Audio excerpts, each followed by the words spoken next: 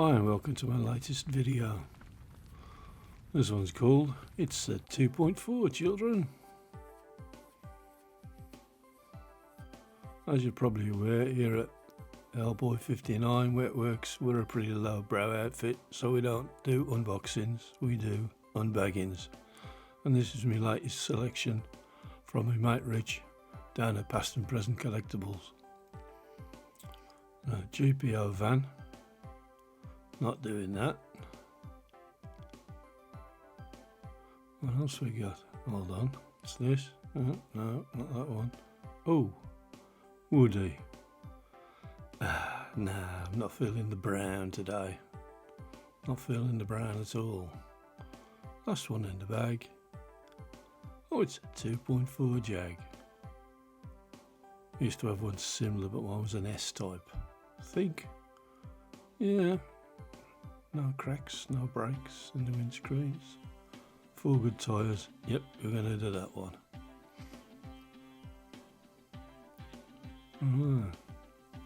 As you can see, it's pretty decent. Paint's all off, but tyres are good. Screen's good. That's always a bonus. So, snipping the tops of the rivets off this time, essentially because the drill in my battery drill was flat as a witch's. No, it was very flat indeed. So we're trying a different method.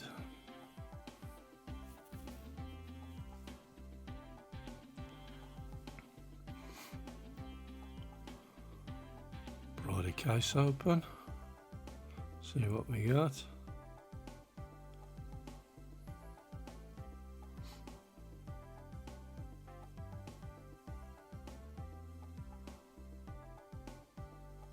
Try not to bend the base this time now.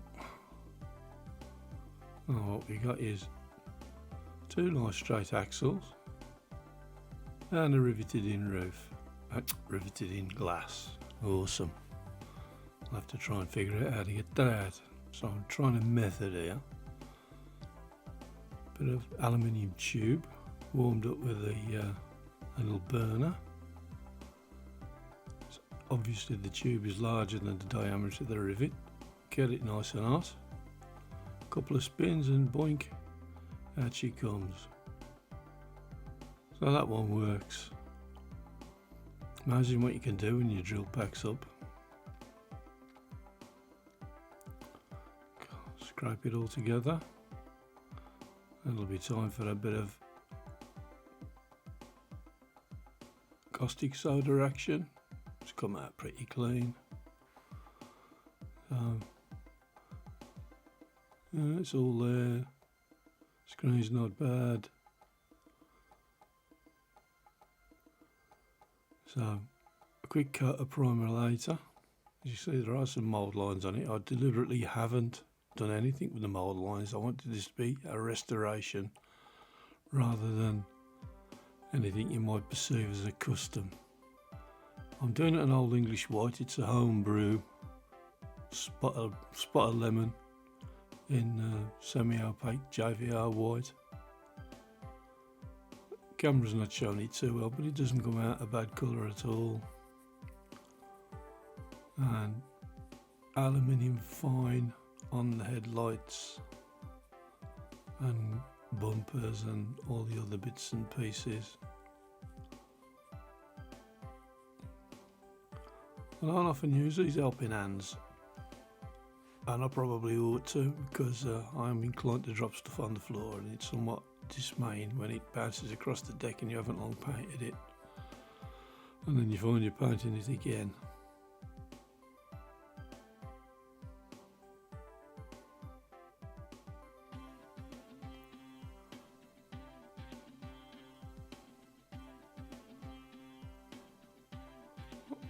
I'm using an aluminium fine that's normally a bit runny, so judging on how thick and sticky that looks, I might be due for a new batch. Still, it's getting there. Second headlamps in. These peculiar grill things, I never really understood what they did, apart from I think they'd got the horn hidden behind them. But looks a bit overkill on the front of the car.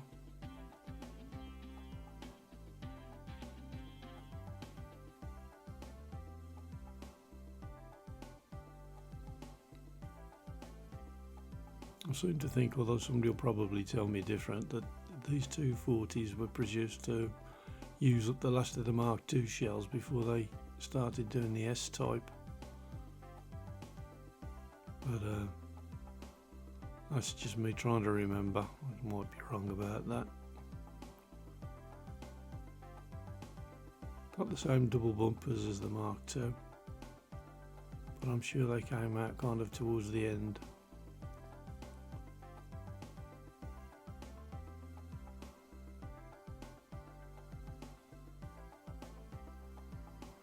Going on pretty well there.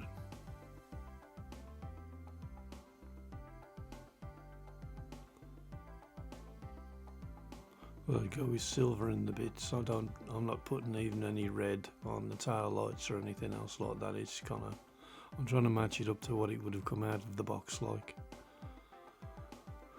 Trying to resist the temptation to fiddle too much. Not for any particular reasons other than that I just wanted to try it. But it's driving me crackers because I want to put detail in there that doesn't belong. And I want to file things that don't need to be filed, and you know how it goes. So there it is, all applied front and back. I think that's come out too bad. I think the light shows the kind of old English white colour a little bit better there than it did in the previous shots. Just a spin on the turntable, give a 360 before we start putting them together. Quite pleased with it for a restoration. Probably could have put a number plate on it, but I thought I'd just leave it as it was. I've seen the odd one with a number plate. So we're on the black velvet, so it must be assembly time. Pretty straightforward one, this, really nothing to it. I didn't paint the base of the car this time. I just, because it was in pretty nice nick, I just cleaned it up and re-lacquered it, and I'm quite pleased with the overall look of it.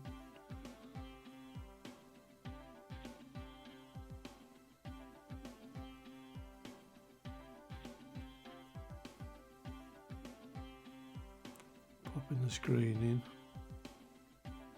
I did kind of slip up here really because I'm very impatient. I give it a whack with the zip kicker, which wasn't smart because I never thought about the residue from the zip kicker going off and being on the insides of the screens where I couldn't get at it to clean it off. But hey ho, another time perhaps. It looks fair enough anyway. It's only going on the shelf in my own collection. It's not destined to be anywhere else. So I'll drop the wheels on.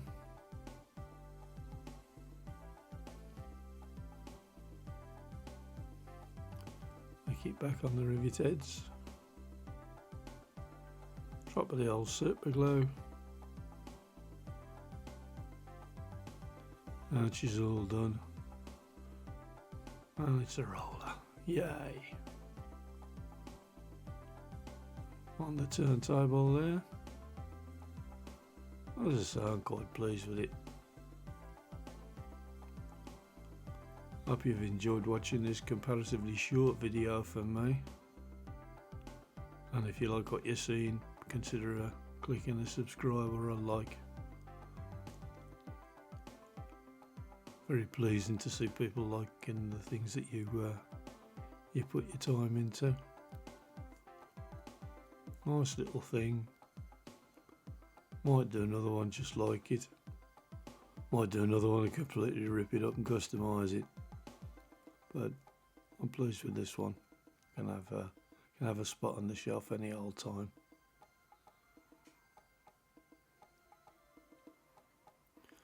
Well, that's nearly the end. Another half a turn on the turntable to do, and I'll be saying thanks for watching, and I'll see you in the next one. I've been Elboy59, and you've been very patient. Thank you.